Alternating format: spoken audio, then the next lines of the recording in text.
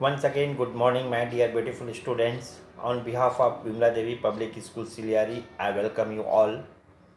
We are studying in your class 10 Social Science, Lesson 19, Government Budget and Taxation. Today it is 28th of November 2021, Sunday, and this is the part 2 of this lesson. Part 2. First, go to the part 1, study that part, and then only start this. As you know, the methodology is open your book, page number 262, and the topic of this video lesson will be government budget. First and second topic we will complete people's participation in the budget process. And open your book page and get ready with pen and paper, and you know the methodology. You will read from your book, not from the screen. Read with me, and first read till this point, government budget, then only start. Revision is the key to success. And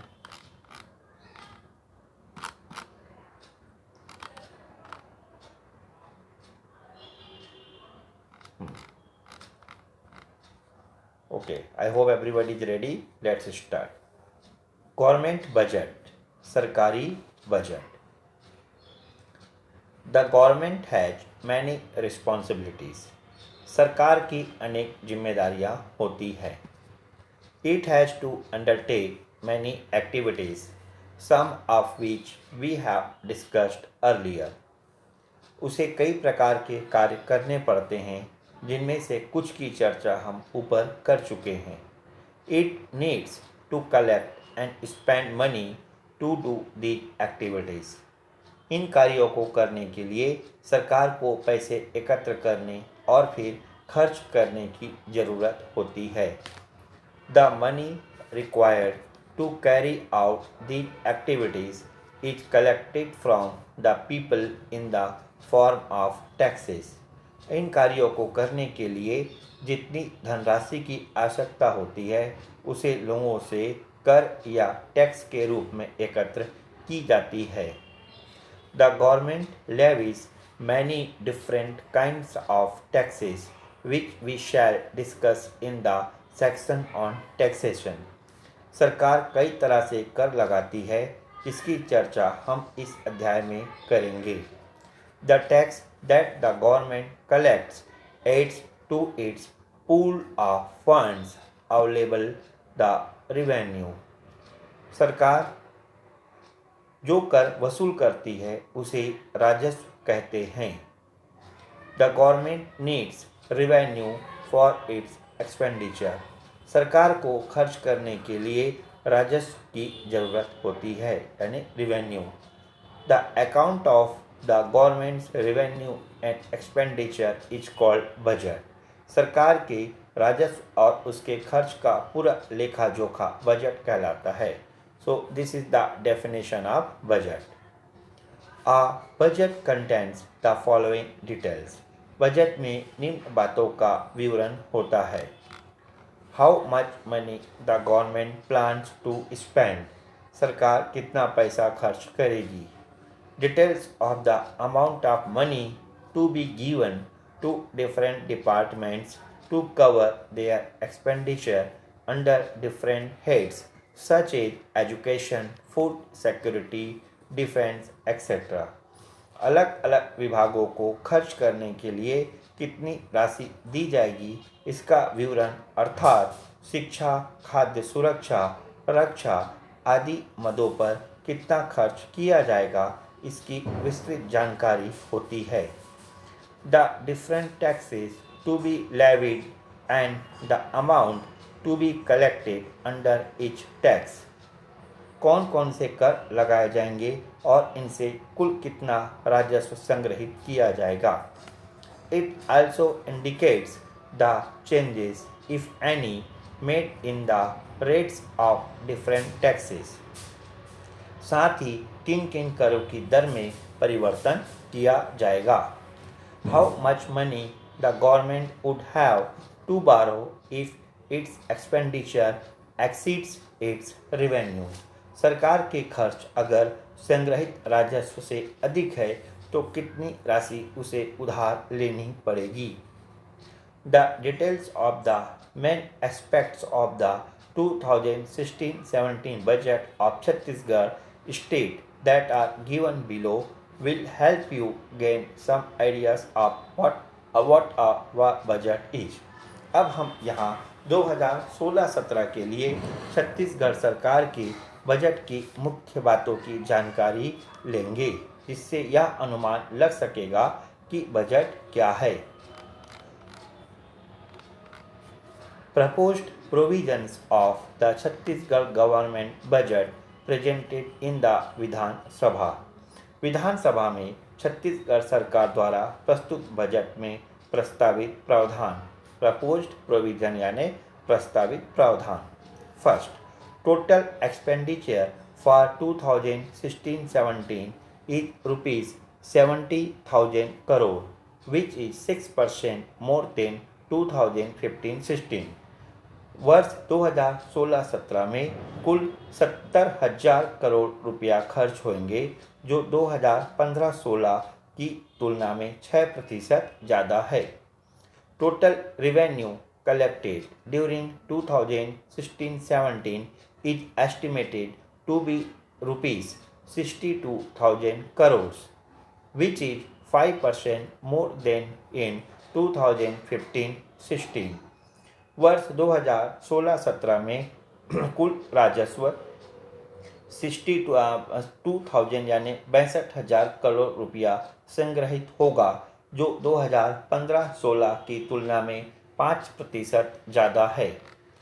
the amounts disbursed in 2016-17 for education, roads and bridges, pensions and medicines and public health have been increased, while the amount disbursed for food and warehousing has been considerably reduced. वर्ष 2016-17 के लिए शिक्षा, सड़कों व पुलों, pension, दवाइयों व सार्वजनिक स्वास्थ्य के लिए आवंटित राशि में बढ़ोतरी की गई है। इसके विपरीत खाद्य एवं संग्रहण विभाग के लिए आवंटित राशि में काफ़ी कटौती की गई है। The sales tax collection for 2016-17 is estimated at ₹12,000 crore. वर्ष 2016-17 में बिक्री कर 12,000 करोड़ रुपए की राशि प्राप्त होने की संभावना है। Now here this figure 19.3 it illustrates the budget discussion in the Chhattisgarh Vidhan Sabha. यहाँ पे इस चित्र में छत्तीसगढ़ विधान सभा में बजट पर चर्चा प्रदर्शित किया गया है। Now my dear students, some questions for you। कुछ प्रश्न हैं। Why does the government increase its estimated public expenditure every year? सरकार अपने द्वारा किए जाने वाले कुल सार्वजनिक व्यय में प्रति वर्ष वृद्धि क्यों करती है?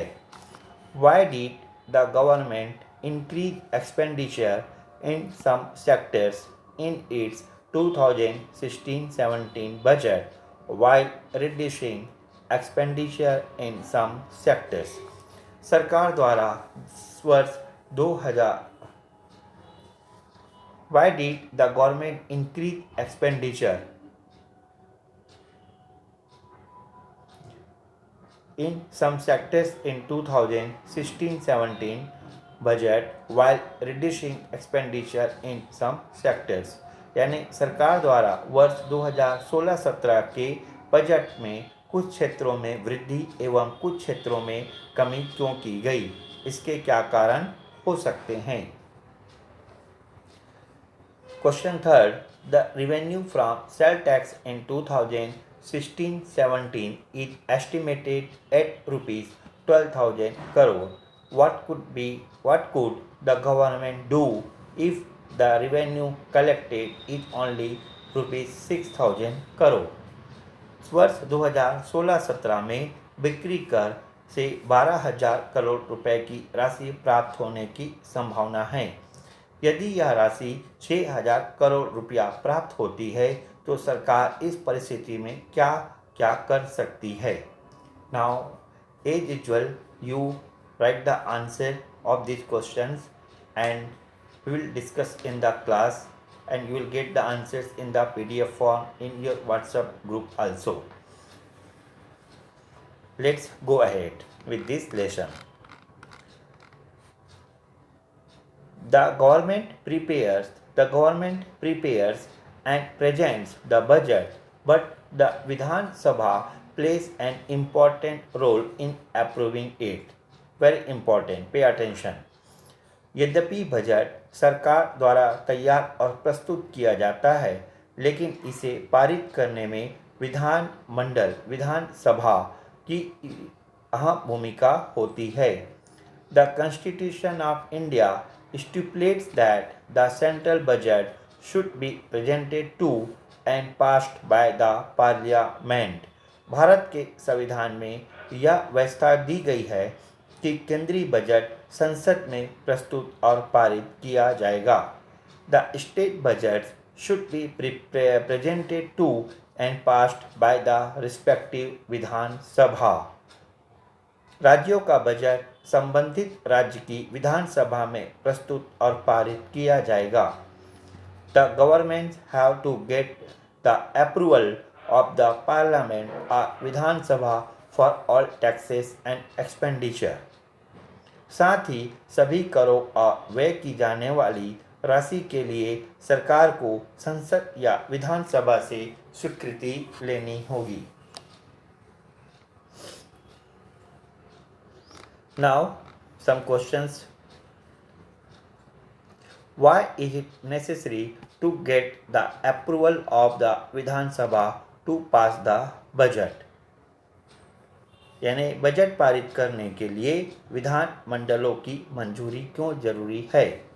Second question, why doesn't the government have total freedom to incur expenditure और लेवी टैक्सेस? सरकार को खर्च करने और कर वसूलने की पूरी स्वतंत्रता क्यों नहीं दी गई है?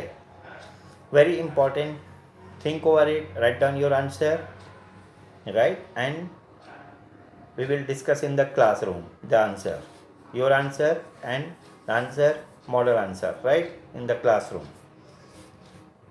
The concept of parliamentary control of the budget is based on the fact that our country is a democracy in which the elected representatives are given certain powers. Budget पर संसदीय नियंत्रण के पीछे धारणा यह है कि हमारा देश एक प्रजातांत्रिक देश है जिसमें चुने हुए जनप्रतिनिधियों को बजट पर नियंत्रण के अधिकार दिए गए हैं। They would like proper utilization of government revenues and an ethical and transparent system of tax collection. वे चाहते हैं कि सरकारी राजस्व का सही उपयोग हो तथा कर संग्रहण करने की प्रणाली उचित और पारदर्शी हो। The government should be answerable to the people for the budget it presents. सरकार द्वारा प्रस्तुत बजट आम लोगों के प्रति जवाबदेह होना चाहिए। It should also be for the people's welfare and should match with their aspirations. इसके साथ ही लोक कल्याणकारी तथा देश की जनता की अपेक्षाओं के अनुरूप हो। The budget is a mirror of the government's plans and thinking. Hence, the elected representatives need to ensure that the government continues to pursue the path of development and does not stray from this गोल। चूँकि budget सरकार की योजनाओं और विचारों का दर्पण होता है। इसीलिए जनप्रतिनिधियों को यह भी सुनिश्चित करना चाहिए कि सरकार विकास के मार्ग में चलती रहे और इस दिशा से भटके नहीं। The parliamentary budget session is an important part of the democratic process. संसद का बजट सत्र लोकतांत्रिक प्रक्रिया का एक महत्वपूर्ण हिस्सा होता है। The budget is discussed at length over several days before it is approved. Budget पारित करने से पहले उस पर कई दिनों तक लंबी चर्चा की जाती है। The opposition plays an important role in the process by debating, analyzing, and giving constructive suggestions on the budget. विपक्ष सरकार की बजट पर बहस, आलोचना और रचनात्मक सुझाव देकर अहम भूमिका निभा सकती है। The common people can also directly demand that the government be answerable for the budget, as seen in the following example. सरकार की जवाबदेही को लेकर आम लोगों की ओर से भी सीधा दबाव पड़ता है। इसका एक उदाहरण यहाँ प्रस्तुत है। People's participation in the budget process. जनता की भागीदारी और budget. The government makes many promises to the people during and after the election process. Budget सरकार के कार्यक्रमों और नीतियों को अमल में लाने का एक माध्यम होता है। The budget is a medium to fulfill its policies and programs. Budget पर्याप्त बजटीय प्रावधान और देखिए The budget is a medium to fulfill its policies and programs. If the budget provisions are inadequate or if the required revenue is not available, these plans and programs remain a mere promises. इसका सीधा मतलब है कि पर्याप्त बजटीय प्रावधान और पैसे का समुचित प्रबंधन नहीं होने पर सरकार की योजनाएं और कार्यक्रम केवल वादे बनकर रह जाते हैं। Right to Food Campaign for effective implementation of the National Food Security Act. राष्ट्रीय खाद्य सुरक्षा कानून के प्रभावी क्रियान्वयन के लिए रोजी रोटी अधिकार अभियान। Some NGO activists held a meeting with the Delhi government where they complained that by not including dal and oil in the public distribution system PDS, despite it being one of its election promises, was not correct. एक NGO के कार्यकर्ताओं ने दिल्ली सरकार से मुलाकात की। उन्होंने बताया कि सरकार ने सार्वजनिक वितरण व्यवस्था पीडीएस के तहत दाल या तेल को शामिल नहीं किया है, जबकि ये उनका चुनावी वादा था। They pointed out that many states already distribute dal and oil through the PDS. कई राज्यों में सार्वजनिक वितरण प्रणाली पीडीएस के तहत दाल या तेल उपलब्ध कराया जाता है। The activists also pointed out that the government had discontinued the public audit held every Saturday and stopped sending SMS alerts giving information on when the rations would reach the fair price shops. इतना ही नहीं, शनिवार को होने वाले public audit को भी बंद करवा दिया गया है। उचित मूल्य की दुकानों में राशन कब तक पहुंच जाएगा, इसकी सूचना देने वाले एसएमएस अलर्ट भी बंद कर दिए गए हैं। The charter of demands they presented to the Delhi government included a demand to provide daily mid day meals for children or to supply eggs, bread and milk to the anganwadis. Delhi सरकार को सौंपे गए चार्टर में यह भी मांग की गई कि बच्चों को रोजाना मध्याह्न भोजन या आंगनबाड़ियों में अंडे, दूध और फल दिए जाए। The Charter also highlighted that the rights of mothers remain to be implemented in all the districts of Delhi. Charter में यह भी उल्लेख किया गया है कि दिल्ली के सभी जिलों में मातृत्व अधिकारों का क्रियान्वयन बाकी है. It stated that pregnant and lactating mothers should be given rupees 6,000 as their maternal right under Article 4 of the NFSA. इसमें कहा गया NFSA के अनुच्छेद 4 के तहत गर्भवती और स्तनपान करवाने वाली महिलाओं को मातृत्व अधिकार के तहत 6,000 रुपया मिलना चाहिए. नाउ सोर्स द हिंदू मार्च 24, 2016. यह हिंदू न्यूज़पेपर में मार्च 24, 2016 से लिया गया है. Now my dear students, the question for you. What all methods do the common people have to get their demands including in the budget? Budget में अपनी मांग को शामिल करवाने के लिए जनता को कौन कौन से उपाय करने होंगे? Write your answer and you will get the answer in the PDF form. We will discuss in the class. I hope you enjoyed this lesson and learned a lot, but without revision you will not get the desired result. This is the end of this video lesson. We will continue in our next video lesson. I will be discuss with you about two topics. First, tax and goods and services tax, GST, at value added tax. Right? So I say goodbye to you. Till then, revise your lesson and work hard.